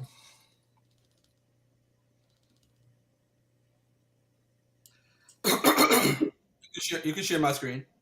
I'm about to put up my audio book for my book, right? And I think LeAndre's voice would have been nice for my audio book because he's definitely a very good reader. But anyway, everybody go get Garfield book too. Ladies and gentlemen, did he prove Abraham existed? No, he has not put out anything. And as a matter of fact, start your time. Start my time. As a matter of fact, the information that he talked about as far as the name Abraham in archaeology they have confirmed it in the movie, that documentary that Finkelstein did in 2001. They show that they found people with the name Abraham, but they don't match with the route that they took as far as traveling and so forth. It don't match with Abraham, so it didn't fit to the Abraham. So yes, that was a common name. All right. Now, as far as anachronism, I'm going to say this to everybody.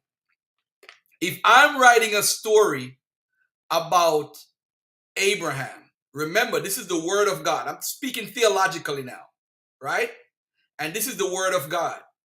If it's being transmitted down that I had a war with 5 kings and those 5 kings didn't exist, what would you call that? Why are you writing that story? Why are you saying that you helped to start a city that didn't exist 700 years before your supposed time period? That anachronism is a major problem. Not only minute, it is a major problem to talk about somebody telling a story that's tradition.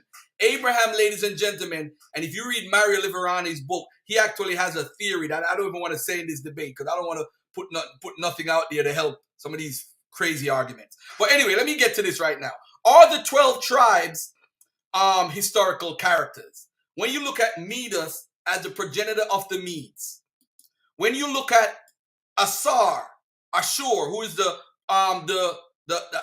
eponymous ancestor for the Assyrian god or deity, when you look at Perseus, who is the person who started the Persian Empire, or when you look at Helene, who is the head of the Hellenistic Greeks, who they say they come from, when you look at Romulus, who Rome said they come from, ladies and gentlemen, when you look at Jacob or Israel, where they say they come from, it all boils down. Guess what? None of these people existed, family. They're all called eponymous ancestors. All these cultures write a history, trace it back to somebody that don't normally exist. So this is nothing new that the biblical writers do. They're just doing what they learned in the norm. They're just doing what they're doing. Think about it, family. Romulus, Helen, Perseus, Ashur, Medusa, all are not real people. The Greeks had a whole station for the 10 tribes. Right here. It's right here. The eponymous ancestors. Look at 508 BC to 307 BC. They talk about the eponymous ancestors and their heroes. It's right here. So now, was Abraham an eponymous ancestors like the Greek heroes? I propose this. Eponymous ancestors are well known from Greek and Latin literature. The ancestral hero Aeolus has 12 children who are the eponymous ancestors of their settlement. Sounds familiar, right? Sounds familiar, doesn't it? Why does Abraham being real matters to my brother LeAndre? You know why, Black Lion? Because of Jesus and the New Testament. That's the only reason why he want to debate. Jesus' genealogy has Abraham in it. Jesus claimed that he existed in John 8:58. Jesus said that the Gentiles would have a feast with Abraham. James used Abraham as an example of faith. So if Abraham is not real, it makes Jesus a liar. That's the only reason why he's doing this debate. Because he's sensitive. Oh, they say, oh, they're going to make Jesus out to be a liar. You better beat him up. Why would a real person be attached to fake stories? Let's take a look. The question is sometimes asked whether it is reasonable to assume that Israelites would have told stories about imaginary ancestors. Why would ancient Israelites have accepted traditions about these people if they were not in fact real? The truth is, however, that we have plenty of examples in the ancient world where mythological figures, including divinities, were understood to be real, even though we know that they weren't. They're just following the playbook, family. That's all it is. Ancestor stories.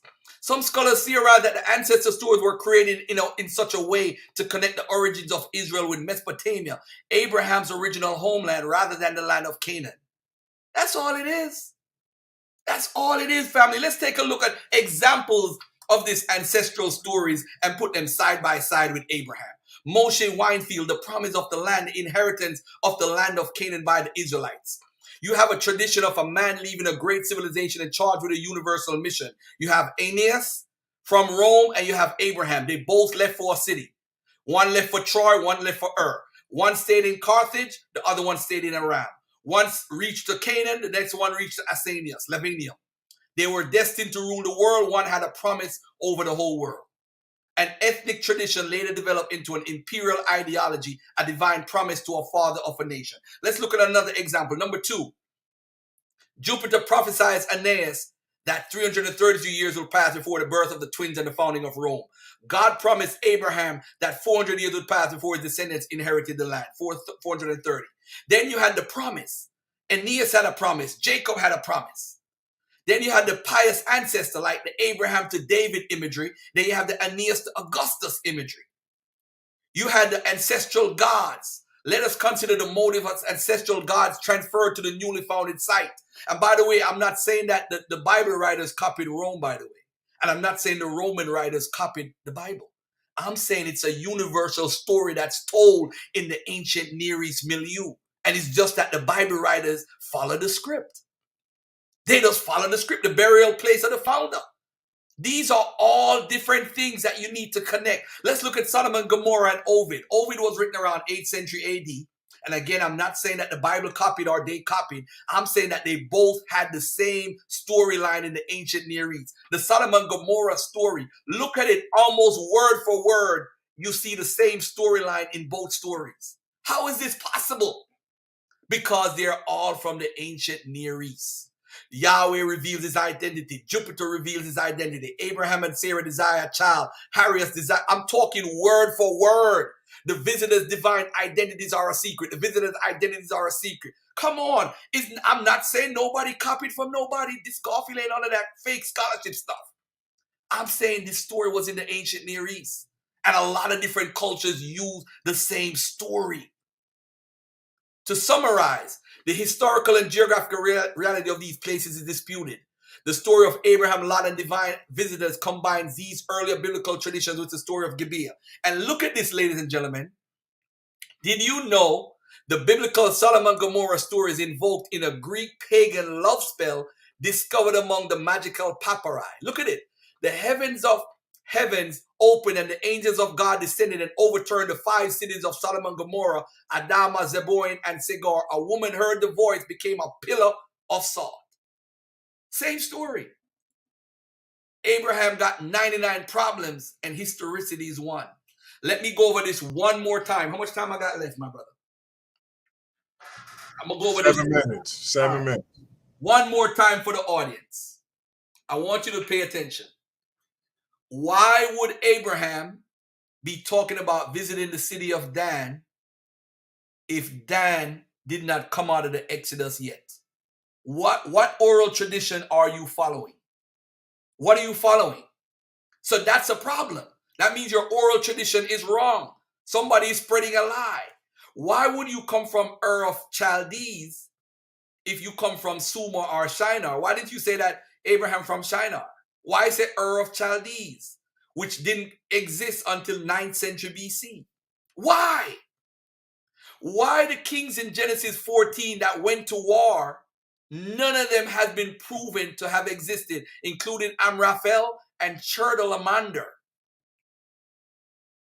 Why is Abraham mentioning Philistines and all his connection with Philistines and all that stuff if the Philistines weren't in the area at the time? And by the way, too, if you study the Bible properly, you realize that the Philistines were the nastiest set of people. This is why a lot of laws that the Israelites have is totally against what the Philistines stood for, like not eating pork, not doing certain things, because they found the pork, the pig that came into the Levant was brought by the actual Philistines. Abimelech, connected to the Philistines as a king, couldn't meet Abraham in Gerar or Isaac because they already passed and gone 700 years before. I'm going to pass the camels domesticated. The Hittites weren't in the region until 1650. So how is Abraham buying property or mingling with them if the Hittites weren't around? Arameans never existed around when Abraham was. 700 years later, Sodom and Gomorrah, the brother in the chat, Lou, said, yes, they did say that the spot happened around 1600 BC. This place, some firebomb hit it, and that was Sodom and Gomorrah. But ask yourself this question. What time period was that? 1600. And actually, those people had to retract some stuff. I'm very familiar with it. Beersheba, Isaac and Abraham is said to have created Beersheba. Now, what is a doublet, family? A doublet is when a story is told twice by the same person in the same book by two different people saying they accounted for something. Let's take a look at a doublet for a minute. We have Isaac and we have Abraham. Isaac moves on account of famine. Abraham moves on account of famine. Isaac settles in Gerar. Abraham settles in Gerar, which was ruled by Amalek. Wise sister, afraid of the locals in Gerar, Isaac passes off Rebekah as his sister. Abraham does it twice. He does it in Egypt and he does it in Gerar. He says that Sarah was his sister. Same story. Isaac becomes very rich in flocks and herd. So does Abraham. Wealth. Oath. They both take an oath. They both say that they were the reason why Beersheba got its name. Why is the same story told in the same book that's inspired by God, telling that two different people were the reason why the name Beersheba was given? And at the end of the day, both of them couldn't have named Beersheba because Beersheba wasn't established until 700 years later. 700 years later. Dead. So if you want to consider all these things to wonder, hey, did Abraham exist or not? I'm saying that it doesn't match up. If you can't confirm one thing in the story and say, hey, you know what, this possibly happened for real, then I don't have to prove. I have put out enough evidence for you to be suspicious or to say, hey, Abraham is suspect. We are not stupid. We need a witness. We need something. We need some sort of archaeology, history, some sort of tradition. And we know that Aeneas is not a real guy. We know a lot of people in the Greek culture, eponymous ancestors, are not real. This is what they do. We know Ashur is not real. We know Medusa is not real, the leader of the Medes. We know Perseus is not real. But only the biblical characters that have etiology attached to it have real characters. Listen, family, it's just a simple writing. Jacob, Isaac, Abraham, all these characters are considered eponymous ancestors. This is why they don't look for them anymore. Point blank, period. And let me say this. Did he prove Abraham existed? Did I prove? You can't prove Abraham don't exist. With historians, what they talk about is probability. The probability of Abraham being a real person is almost zero. The possibility of him being being real as an individual. I've put enough information out there to have you think. That's all my job is. He's saying that Abraham existed. I'm saying no. He has to prove it. He has not proven one thing. He has proven to be a very good reader, an excellent reader, very eloquent reader, I must say. And I'll say this, the anachronisms are important. The King's List are important. When the book was written is important because you're supposed to be carrying on a tradition, an oral tradition of truth, not lies. So when do you find Yahweh? Something that's very important. When do you find Israelites' history of Yahweh? Because remember, in Genesis, it says Yahweh appeared as El Shaddai, right? When did that happen? Do we have a record of Yahweh in the 18th century BC, 2000 BC? Do we have Yahweh at all? Records. There's no records of Yahweh with the Israelite until around 9th century BC. So even if you look at it from a deity position, where is the record of this God with the Israelites? You don't find it. All it is a story, family. This is why you have problems proving the Exodus. This is why you don't have anyone, and I'm gonna say this carefully to everybody. This is why we have arguments about these people not existing in the conscious community. It's not that I'm not saying that 100% he don't exist, because in history we deal with probabilities. The probability is almost zero for this gentleman being a real guy. But the only reason why my brother LeAndre is here is because if Abraham don't exist and he feels he's superior to us because of this Jesus belief, that means that his religion, Jesus, is a liar. That's the only reason why. And I subscribe to Jesus being a historical guy, but not the supernatural Jesus. But I'm saying this to say that Abraham, you have not proven to anybody out there that this guy exists. Nobody. You have not proven, not one time. The consensus is on my side, the experts. I've shown eponymous ancestors. I've shown over... That's time. Finish your thought, Garfield. And I've shown over 10 different examples why we should not trust the narrative of Abraham, period. Thank you. All right. Garfield throwing daggers. LeAndre, the Slim Reaper, got out his scythe. We got a fight. All right. So this is the time for 5-minute rebuttals. We're going to start with the Slim Reaper. Time to start when you start. I want you all to notice that Garfield has already conceded the debate. I'm not sure if Garfield has ever actually had an actual debate instead of the Sonnetter style, but an actual debate. The proposition before us is that I have to give evidence to prove that Abraham existed.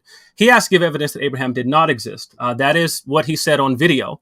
And so when he said, I do not have to prove that Abraham did not exist, and he talked about making you skeptical instead, Garfield actually lost the debate according to rules of debate. Now, because I know some of the people in the chat have never actually seen an actual debate, they don't know this. So I'm just want to make you aware. He actually has to prove Abraham did not exist, which is what the historians said his burden is. And that was in some of my original slides there, David Fisher, the historian's fallacies, where you actually have to give evidence that not X is the case. You cannot just say that because there's no evidence of X.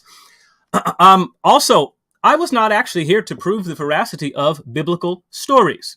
What I'm actually here to prove is the evidence for a biblical Abraham, the evidence that Abraham himself was a historical figure who existed, not whether any story about him is likely. And so what you've heard repeatedly is called the fallacy of irrelevant thesis.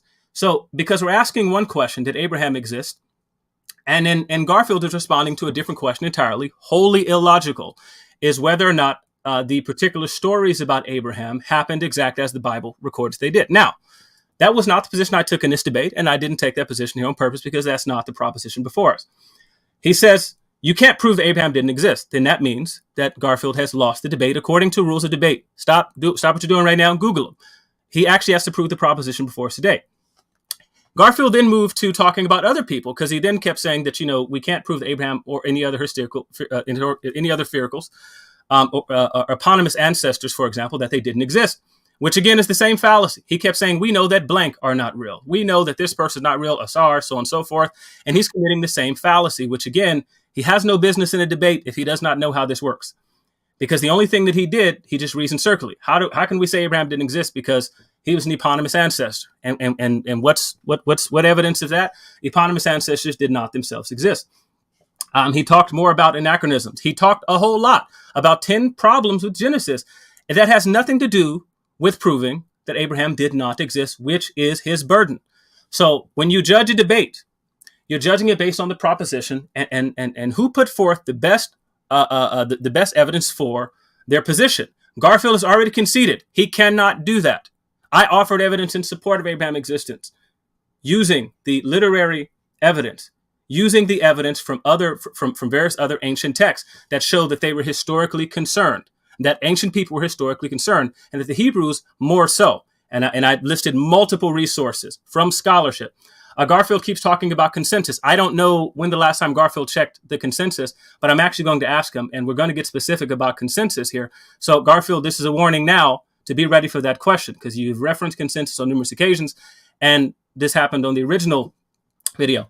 Garfield also made repeated numerous fallacious ad hominem arguments, saying that the reason that I want this position to be true is because if Abraham didn't exist, that makes Jesus a liar. But even that's a contradiction from what Garfield said in the previous video.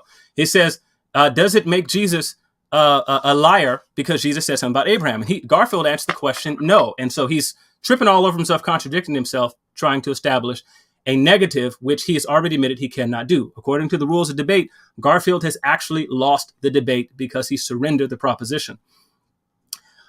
Garfield has asked questions about why would the biblical writers attach historical figure to events that did not exist.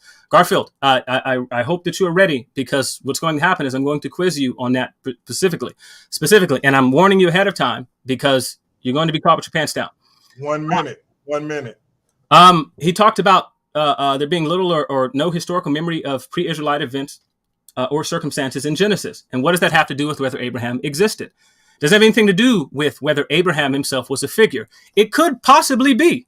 On my position, the position I've taken in this debate, it could possibly be that the stories that the Hebrews adopted, and for the sake of this argument, I'm saying the Hebrews adopted earlier stories from sources. That what they did was they took stories, which Garfield has said they got from various other sources, an amalgamation of other historical sources, and then they gave Abraham a completely different history. He talked about finding names of different people. It could very likely be, contrary to Garfield's position that he's supposed to take, that one of those figures named in those time periods was the actual Abraham, and the Hebrews crafted an entire story about him. The only thing I need to show is that is a likely position. Garfield has already opened the door to that, and again, over and over and over again, Garfield has conceded the debate. I'm really looking forward to the question and answer period. Thank you. All right. Brother Garfield, 5 minutes and start. You know what's crazy? I'm very honest and ladies and gentlemen, he's trying to make up his own rules as he go. And when you're dealing with historicity, there's no 100%. There's no 100% here. There's a percentage and there's probability, and he knows this. So I can't say 100% this didn't happen or this did happen. We are not there. That's how historians work. And you should know that, my brother. You're in school right now. You know that if even with the consensus, there's no 100% consensus. All a consensus is the majority of the scholars. So when I brought out a book like the book of Genesis, the book of Genesis is basically saying biblical scholars have long sought to identify authentic historical memories from the pre-Israelite period within the narratives of Genesis. Now, I didn't say that. This is what the book of Genesis is saying. The Genesis stories, a particularly patriarchal period, turns out to have been misplaced. Remember earlier he quoted that they had such and such amount of married text, the Nuzi text. This is what it says. Textual and archaeological evidence, Mary and Nuzi and other second millennium sites were interpreted very loosely to or were taken as local customs when in fact they represented widespread Near Eastern norms. Like I talked about norms. The current consensus is that there is little or no historical memory of pre-Israelite events or circumstances in Genesis. This is why yesterday, you can't prove a negative, bro. Don't fall for the okie doke. You're right. This is why, ladies and gentlemen, yesterday on my show at Brother Garfield podcast, I showed the book Ancient Near East Literature in Old Testament Text by Pritchard. Because what it does, it shows you the verses in the Bible and where the intertextuality and where it comes from. So that means the stuff in the Bible is not original per se, is that these people lived in different cultures and created a narrative for themselves. Now, whether you want to believe that theory or not, that's up to you. But that book, Ancient Near East Literature in the Old Testament, proves a lot. It shows some of the stuff word for word. That's why we know Psalms 104 for the Egyptomaniacs out there. They like to talk about that. But the point I'm trying to make is, he never proved Abraham existed, family. When? All he gave you was a possibility based on, when we write literature and, we're writing from this and write from that. And he has even made the argument I thought he was going to make. That's a very convincing argument. He made an argument saying, hey, I'm following a certain methodology. And what I'm going to do is I'm going to put this forward based on what this is. No, if you weren't a believer, you would have never held that position. You're holding a believer's position. You're not holding a balanced position. You're a believer, so you're protecting your belief. That's all it is. It's based, so your motives of protecting Jesus makes a lot of sense.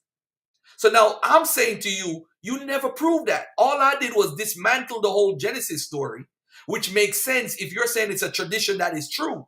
I'm saying it can't be true because of these reasons. So of course I'm going to bring up anachronisms and say there's no way he could have built Beersheba the well if he lived 800, 700, 800 years before. I'm trying to let the people in the audience think for themselves. So that's, you could come with whatever you want to come with. I'm ready, guns blazing. All I'm saying, those 10 things I brought up, he cannot respond to them because it proves that the narrative in itself is based off fiction. Hence, if it's a fictitious narrative, why are you attaching a real person to a fictitious narrative based on the ancient Near East milieu and the history of eponymous ancestors? You can say, hey, Abraham falls into this one. Abraham is just a popular name. It 1 minute. And that's all it is.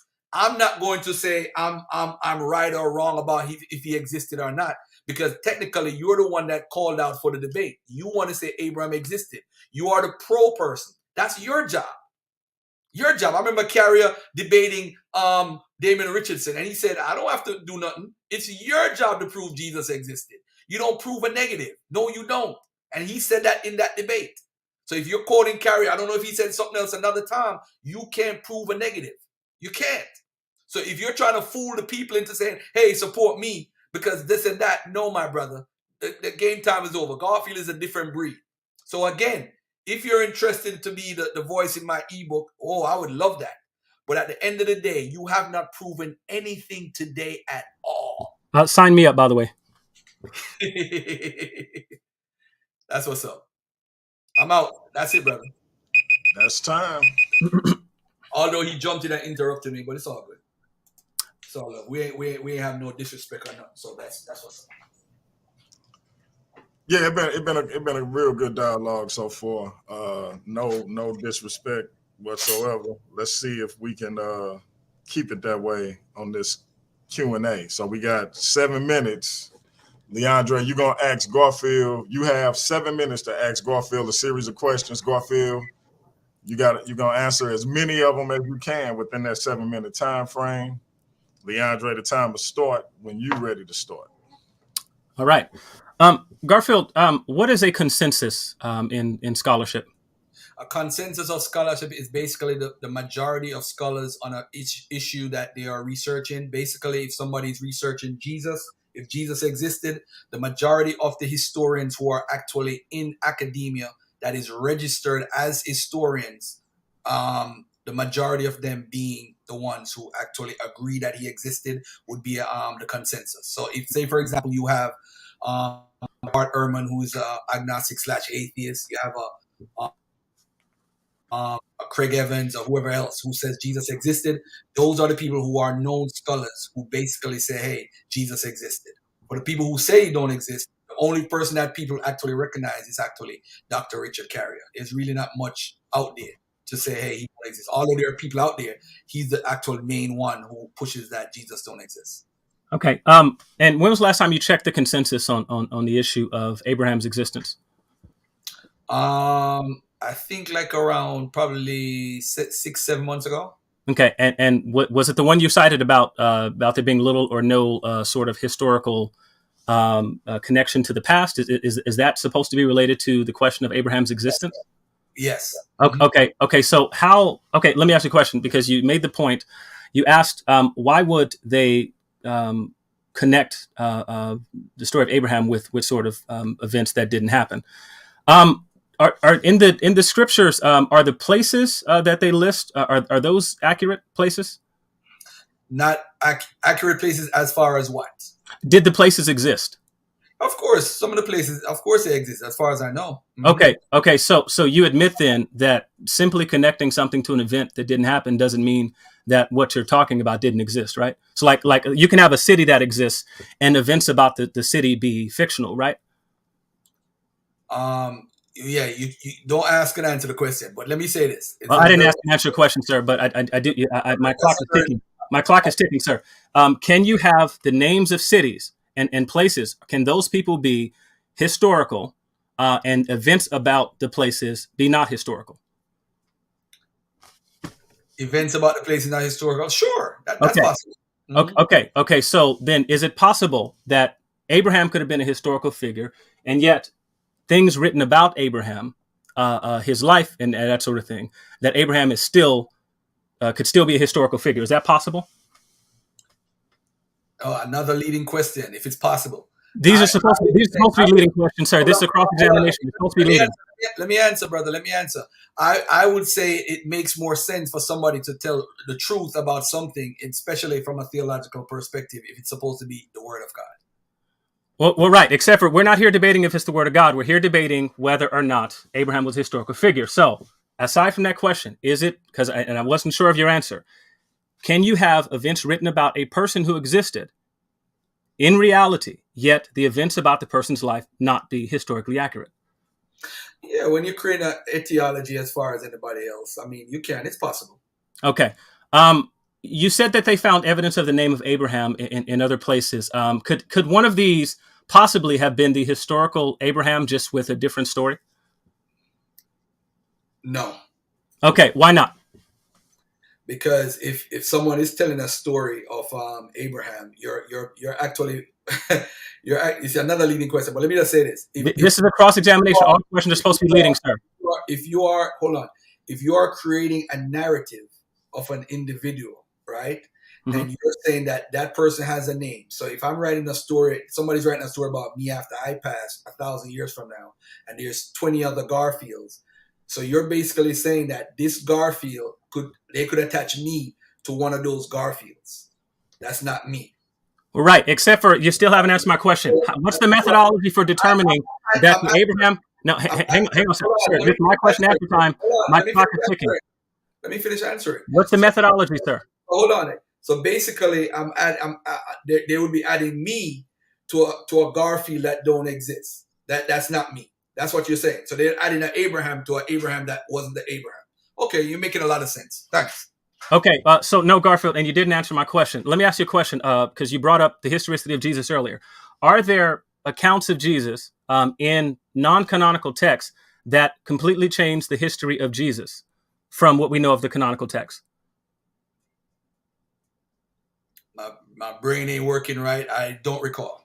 Okay, yeah. So Tacitus is flashing in my head. I remember Tacitus mentioned the crucifixion and all that stuff. So okay, right. So, are you familiar with the Talmud and the other New Testament apocrypha? The Talmud storyline. Which one? Because there's a couple of storylines. Well, Jesus is referred to repeatedly in the Talmud, but this is my question answer time. If you're not familiar, we'll just move on. Is it not true that in various other non-canonical gospel texts, like the Gospel of Thomas, the Gospel of Mary, so on and so forth, that there's a different picture of Jesus historically there than what you have in the canonical gospels? Yes, that is true. Okay, so what is your methodology for saying that what we find in these other Abrahams with these different histories, aside from simply presupposing that those other texts are accurate and the biblical text is not, what's your methodology for knowing that they're not referring to the same historical figure, events aside? Based on their the routes that they took, based on what they did personally, and which culture they come from. Right, and are you presupposing the truth of those other stories? Because it sounds like you are. Presupposing the truth? No, I'm basing it based on what. Okay, so are the other stories accurate about the account of Abraham? The account of Abraham for their culture or Abraham in the Bible? Abraham for their culture. No, I wouldn't say whether it's true or not. I wouldn't know. I wouldn't say. Okay. Okay. Is it possible that their history of Abraham is wrong and they're talking about the same figure? It's possible that the Abraham is a popular name. Right, but that wasn't the question I asked, was it? It's possible that Abraham, those stories are true, and the Abraham in the Bible is false. Right. So, is the converse true? No. Okay. So the converse is not possible.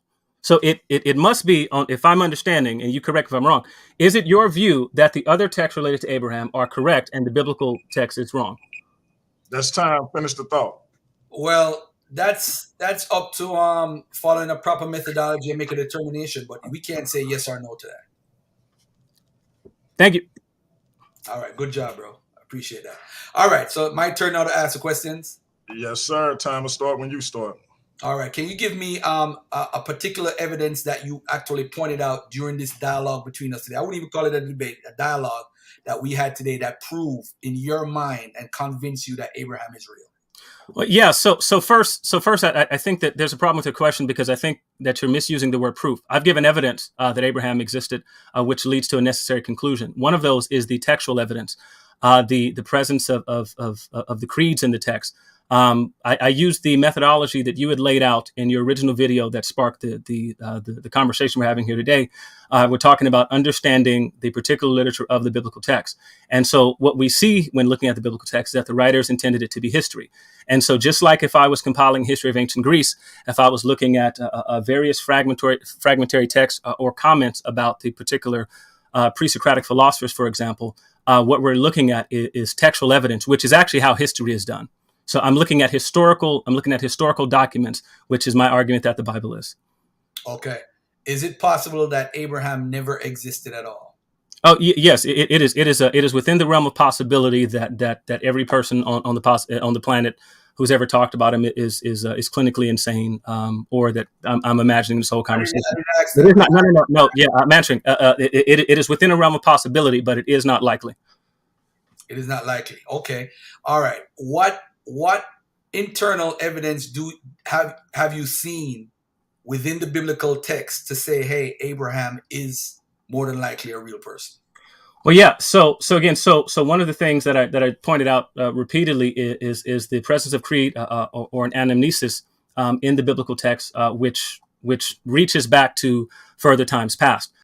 These things are corroborated with various other ways that ancient people did history. And so what they're supposed to confess is one uniform story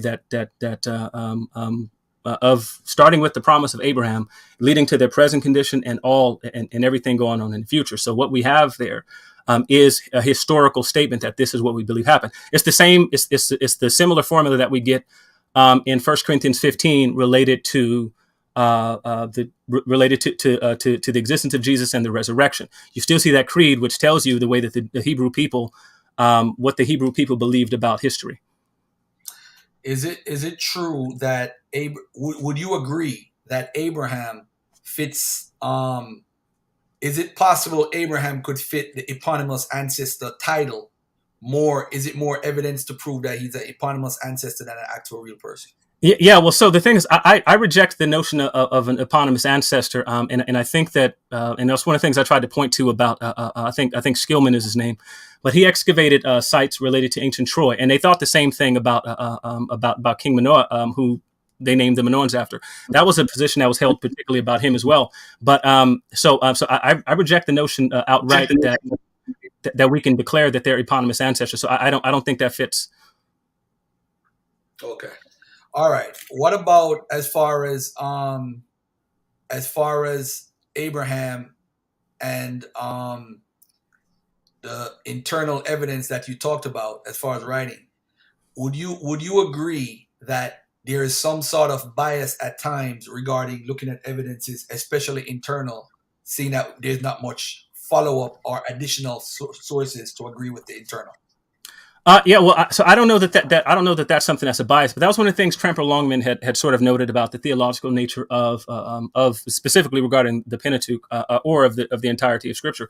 But this is not something that's uncommon. If we were talking about the history of Socrates, for example, we're going to work with Plato or Aristotle, and they had a bias, and they were followers of the particular person, and even when they critique pre-Socratic philosophers and that sort of thing, that what we're getting is not a completely unbiased position, but it doesn't make it less historical. Yes, it's something that's through a particular lens, but one of the other things that Dr. David Fisher highlights is in the historian's fallacies is that there is a fallacy which he calls the Baconian fallacy, where people who claim to be historically concerned think that when you're doing history or even interpreting history later, that you have to approach it with no presuppositions. Well, that's not true, because there are ways to account for those sorts of things. So whether in the writing or interpreting of history, that sort of appeal to bias is itself illogical. You don't need to do the sort of Descartes or a Baconian fallacy where you have to rid yourself of all presuppositions to be doing actual history. That's a 21st century way of doing history. That wasn't the way most ancient history or proto-history was done itself. So I don't see that as a problem. Outside of the when you look at the Maridanusi and other texts from the second millennium BC, do you what evidence outside of the name Abraham would convince you that they're referring to actual Abraham in the Bible? Well, yeah, well, so one of the things dealing with proto history, you're obviously going to be dealing with scant sources. So one of the things that's convinced several scholars that I know of, and I would also challenge your notion of consensus that you talked about repeatedly. But one of the things that's convinced numerous scholars is how well the particular story fits within the framework. And so you have Abraham as a semi-nomadic pastoral sort of living a semi-nomadic pastoral sort of lifestyle. And so the things related to Abraham fits. There's historical context and things that that say that this is a continuation of an early tradition regarding Abraham. And so this has convinced scholars, which contrary to what you said before, like Daniel Bedford, to think that Abraham was a bona fide historical figure. If you close the Bible right now, would you be able to provide any evidence that Abraham was a historical figure? Well, yes, and no. Yes, in the sense that, like I said, we've talked about Abraham in these other places. So if the text of Scripture itself did not exist, you still have the presence that you've already talked about and conceded to, that Abraham is stuff in other places. But that also just says that there's a bias against the source of the Bible as history. You don't do history by discarding a source. And Bart Ehrman would tell you this when talking about the historicity of Jesus. He says that what we are going to learn about Jesus, you're going to have to go to the New Testament text to do. And so you're not doing honest history if you say, if I exclude this source here, what can we say about it then? Well, that's just not how history is done. I've taken history classes like history of the West, my textbook Making of the West. One of the things when recounting the history of Israel, it cites from the Pentateuch. This is a history book. And so it's not history to remove the Bible from discussion, even though that's common in conscious circles to say that you need to do. That's time. That's time. Finish your thoughts. Nah, don't worry about it. It's all good. All right. So with that being done, I think this was an excellent conversation. Both brothers showed a lot of respect. Once again, I got to say thank you to both brothers taking time out their busy schedule to come over to the platform, get the people some very good information. Do y'all want to take questions from the chat, or y'all want to call it a day? Listen, not even a little bit. No. listen, I see something. LeAndre, real quick. Why do you have on a wave cap? Because everybody on here is black. Why wouldn't I have on a wave cap? I mean, you got braids, man. Like what the hell that? Like, you know how it is in the hood. If your braids is messy, you put a wave cap on. Come on, P. Okay. I just wanted to acknowledge that you was covering up your usually immaculate Afro puff / braids. Okay, cool. Afro braids. But that's fine. Okay, so if we're gonna call it a wrap, I'm gonna let each of y'all close it out. Take all the time you want. Tell the people where to find you, what you got going on, etc. And we'll call it a day. I'm gonna do a after show. Go to the Paradigm Shift TV 314 community page to vote for who you think won this debate, and that's how we're gonna do that. We'll start with our brother, Garfield the Great, the leader of the Dagger Squad, the host of the Brother Garfield podcast, published author, and certified great guy. Go ahead, Garfield. Yeah, I wanna say, LeAndre, thanks for doing this debate, and we need to do more dialogues like this. And I mean, Abraham being real don't make a difference to me, but I think I didn't see anything that you presented, and I'm being honest. I understand what you're doing. I understand where you're going. Matter of fact, the first slide that I showed, you actually have the same arguments that guy has. And I'll say this, with all of that, suppositions of this happening or nomadic people did this, it is a very hard task to prove that Abraham existed. I don't even think it's possible somebody could actually prove it based on what we have now. Maybe with the Elamite find that they have in archaeology, maybe now with that being deciphered, you might find evidence of those kings coming down to the Levant area, and that could possibly be proof of some sort of connection or truth to Genesis and all that stuff. But that's it for me. Peace. All right. Once again, thank you to Brother Garfield for leaving his huge YouTube platform to come over to my small neck of the woods. I appreciate it, bro. My brother, LeAndre, the Slim Reaper, award-winning scholar, taking time out his studies to come and bless the platform. Close out. Yeah, so I think one of the greatest things that we saw here today is there's an actual debate methodology. I know I was accused of making up my own rules. I did not. Anyone who's done actual debate knows that the position that you're taking is you're advancing evidence for that particular position. So I needed to advance evidence showing that Abraham existed using a consistent historical methodology, and that's one of the things that I did. Contrary to what Garfield said, I didn't have the same arguments as the person on the screen, but I did use some of his sources like A.R. Millard, mostly because I watched Garfield's presentation before. So I very carefully selected my sources. But we did not see any argument advanced whatsoever for the position that Abraham did not exist, which actually was Garfield's burden. According to the actual rules of an actual debate, Garfield's burden was to show evidence that Abraham did not exist. And we got absolutely none of that. We heard about how things said about Abraham's story don't match up. We've heard about anachronisms, which could certainly be credited to later updating of the text for a myriad of reasons. Again, like I said, I might say that, that there was a gold rush in San Francisco. The place was not called San Francisco at the time, but that is an anachronism. Nonetheless, the events that took place did take place there. So we have an entire team named after the San Francisco 49ers. So again, evidence of anachronism is not evidence that such a thing did not happen. Numerous scholars like Tremper Longman in a book on how to read Genesis has already highlighted these issues. So again, the bottom line is that there is evidence that Abraham existed. Do not be biased against an actual historical source in the way that you would not be for any other culture. When reading anything from ancient Greek history, we are going to be recounting ancient texts from peoples who were friendly and in opposition to a particular text. You don't find many neutral texts people doing history because that wasn't 21st century historical format. You actually wrote from a particular position with all of the stuff, and so that doesn't make a source non-historical. I didn't even go into various other things, which I won't mention now because it would be improper. But there was so much more that I could have went into. But on the whole, the biblical text is something that can be used to check for historical veracity. You can read the text of Scripture as literature and still walk away with evidence for Abraham's existence.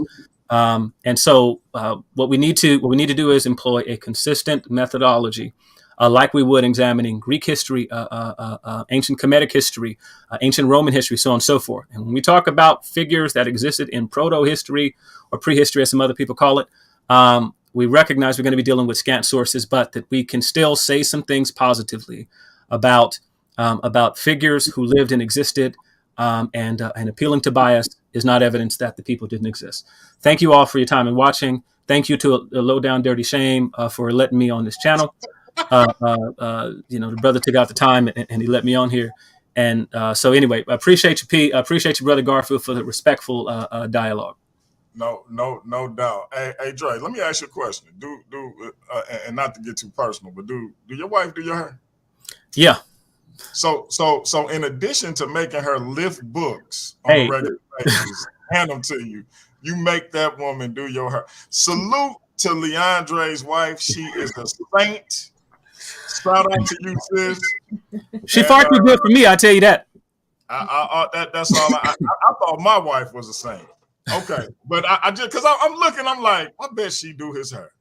But I appreciate y'all, brothers, man, and sincerely, like I said, taking the time out. I know y'all had other things y'all could have been doing, but coming to get the people this information and doing it on my platform, salute.